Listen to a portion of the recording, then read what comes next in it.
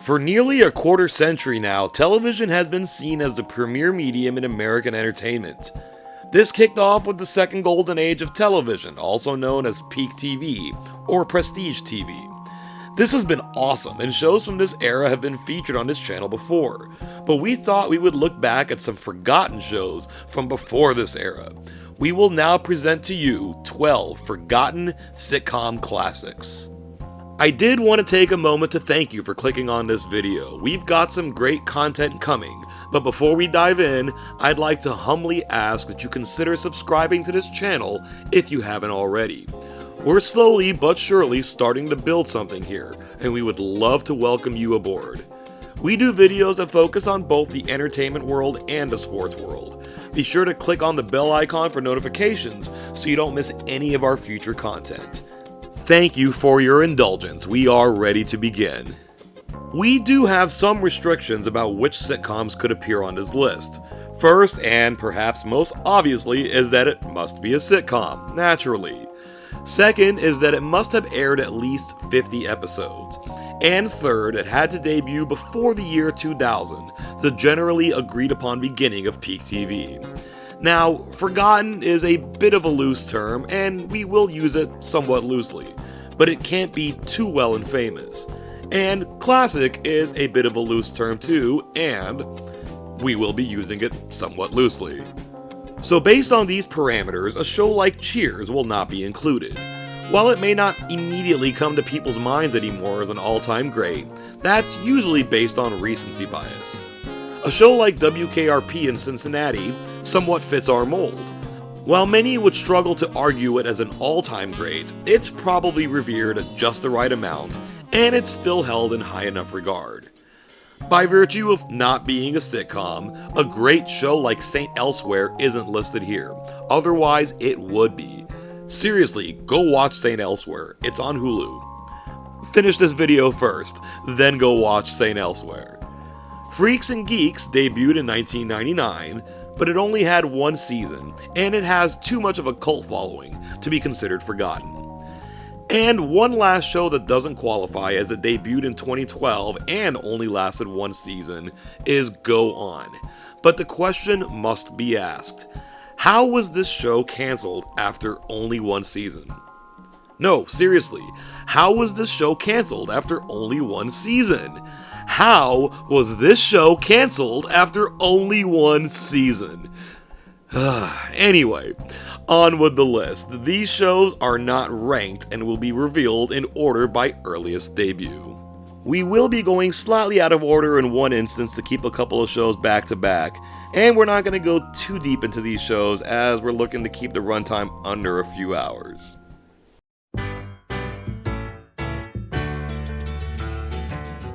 Welcome Back, Kotter is memorable to the overarching television fandom pretty much for one main reason. It was the role that first garnered attention for one John Travolta, before he went on to much greater fame. Thus, this show is forgotten for all its other exceptional qualities. High school teacher Mr. Kotter is clearly the main character. I mean, his name is in the show's title, and he is portrayed excellently by Gabe Kaplan.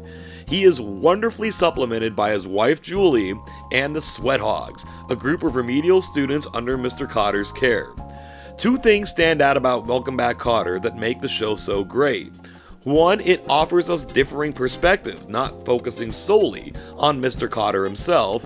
And two, the students are more well-rounded individuals despite their appearing to be pigeonholed as simpletons, as compared to a show like Head of the Class that focuses solely on high-achieving students. And while Head of the Class isn't terrible, it surely doesn't offer the same dynamic. The bonds between everyone involved, and the fact that it remains relentlessly funny throughout its entire run, allows Welcome Back, Kotter its place among television's forgotten sitcom classics.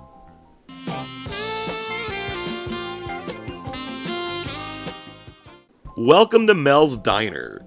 Alice's initial premise doesn't immediately lend itself to the sitcom genre. A young, unemployed, and newly widowed Alice Hyatt picks up and starts a new life in a new place with her young son. En route to Los Angeles, they wind up in Phoenix, where Alice takes a waitressing job at Mel's Diner, where she teams up with fellow waitresses Flo and Vera, as well as Mel himself, the tight-fisted owner. The show was, in many ways, a precursor to Cheers, a diner/bar's working staff surrounded by its regular customers along with the hijinks that prevail. Alice should be given at least partial credit for the rise in sitcom catchphrases, with Flo's "Kiss My Grits" and Mel's "Stow It" chief in popularity. What set Alice apart, especially for shows at the time, was the long-term character development beyond a simple episodic format. And more than anything else, the show had a real heart within all its laughs, and it let us get to know these characters as real people. People we could sit down with in a real diner and just have something to eat while spending quality time together.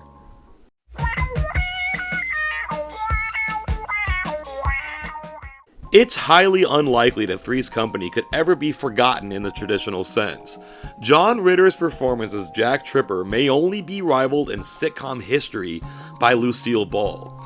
Even Lucy herself gave Ritter and the show her personal stamp of approval. What puts Three's Company on this list is the fact that it is never given the proper credit for being on the short list of greatest sitcoms of all time, period.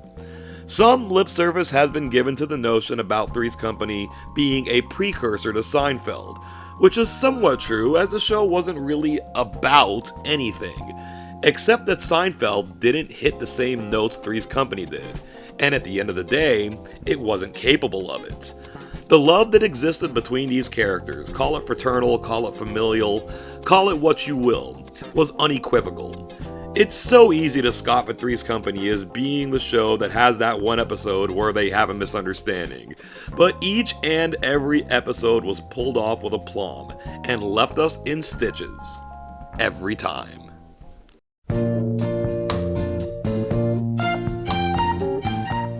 "1975 saw the premiere of Saturday Night Live, and with it the prevalence of televised parody.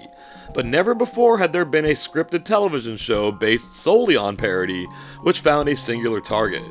Never, that is, until Soap came along.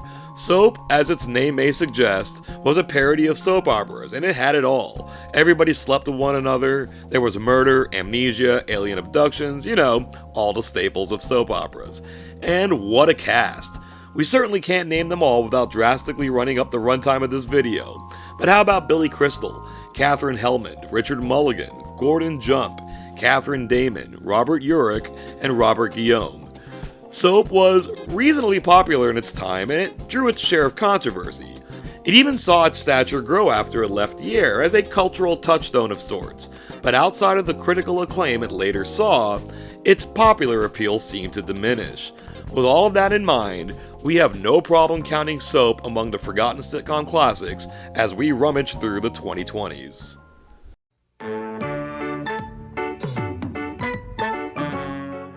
We mentioned Robert Guillaume as part of the Soap cast. He played the character Benson, the Tate family's butler. He proved such a popular character that he was given his own spin-off show, fittingly named Benson, a show that lasted 3 seasons and 73 episodes longer than its predecessor. Benson now returns as the head of household for Jessica Tate's cousin, Governor George Gatlin. All the things that made the character great in Soap returns in its spin-off, as Benson remains the level-headed, yet quip-filled voice of reason for just about any scenario he may be unlucky enough to be a part of. The contrast between someone in a service role providing the voice of reason for those supposedly above his station is Shakespearean in a way, where the, quote, peasant fool is actually more clever and witty, and in turn more resourceful, than those of a higher social standing. And as the show goes on, Benson rises in standing, not just in the household, but statewide as well, becoming a gubernatorial candidate himself. It took until 1985 when Robert Guillaume was finally recognized with a Best Lead Actor Emmy Award for his signature role.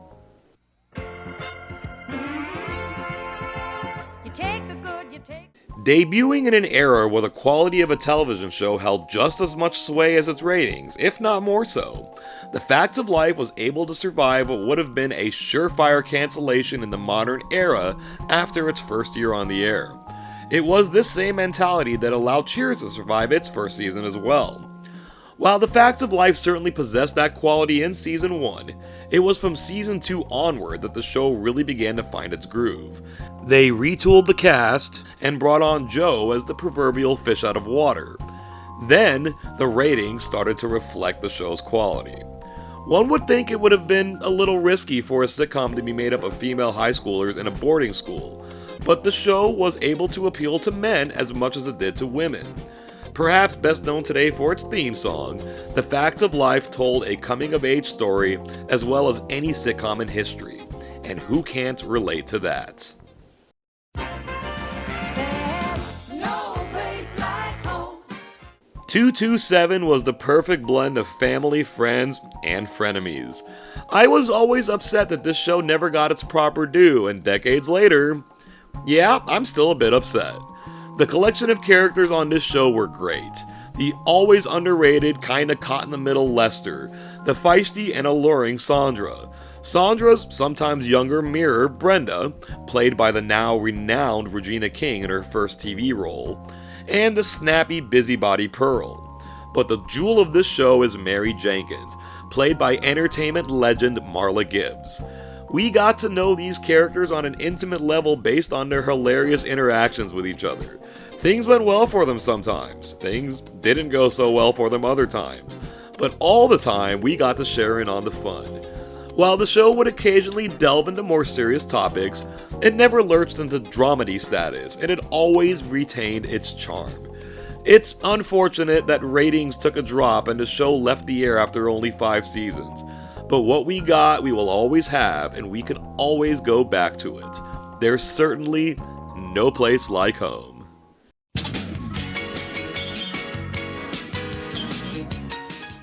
Our second consecutive show starring and serving as a vehicle for a Jeffersons alum, Amen stars the irrepressibly hilarious Sherman Hemsley as Ernest Fry.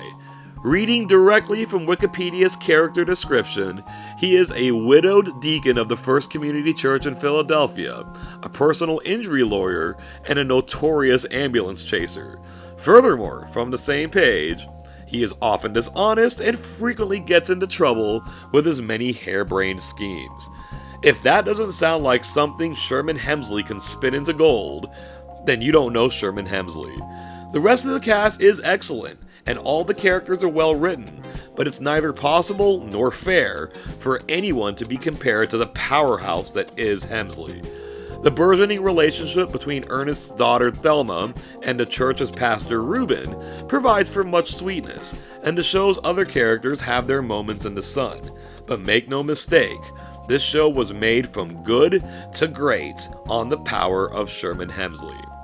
Just like 227, the show unfortunately ran out of ratings steam right at season 5 and wasn't able to stay on the air. But also like 227, we will always have what we have.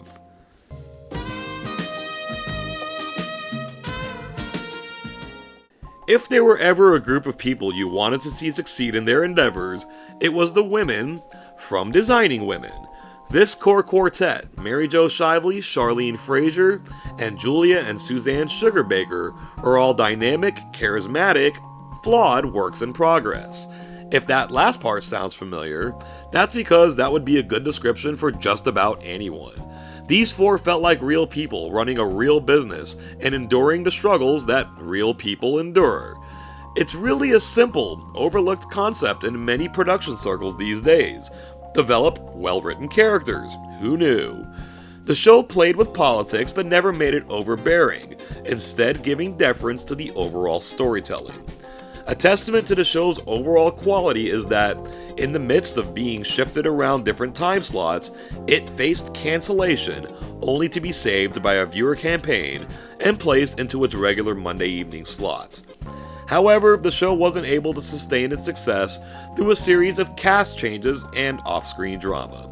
When Delta Burke and then Gene Smart left the show, it started its decline before a move to Friday nights sealed its demise.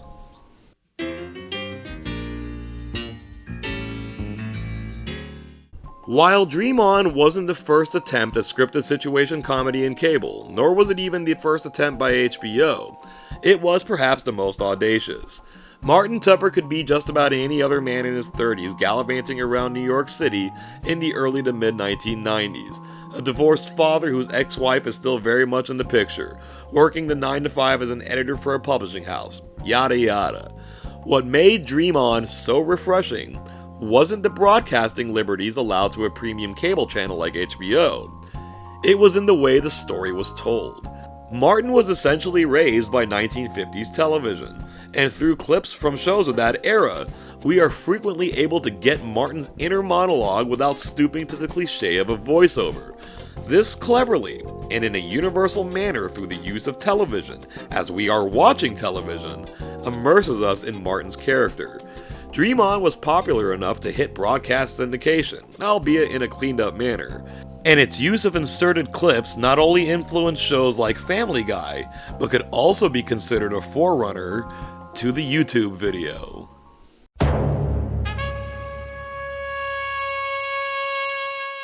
We now look to another show from HBO, Arliss. Jerry Maguire, the beloved Academy Award-winning film, was the first time audiences were treated to the management side of sports, giving us a sports agent as the main character. Right? Wrong. A few months before Jerry Maguire hit movie theaters, Arliss made its debut. And while the success of Jerry Maguire certainly sparked some interest in Arliss, the show was more than good enough to retain any additional viewers it may have gotten. Taking place in the very real world of sports, where viewers were treated to tons of cameos, Arliss the show, and Arliss the character, presented that world in a lighthearted tone with a twinge of dark comedy mixed in. By all accounts, the show did a tremendous job in portraying various scenarios realistically. And just like Jerry Maguire, you wouldn't need to be a sports fan in order to enjoy it. And while it wasn't afraid to delve into some more serious topics, at its essence, the show never stopped being funny. Arliss has received credit for birthing a handful of quality sports shows, including Ballers, and should be remembered a lot more than it has been.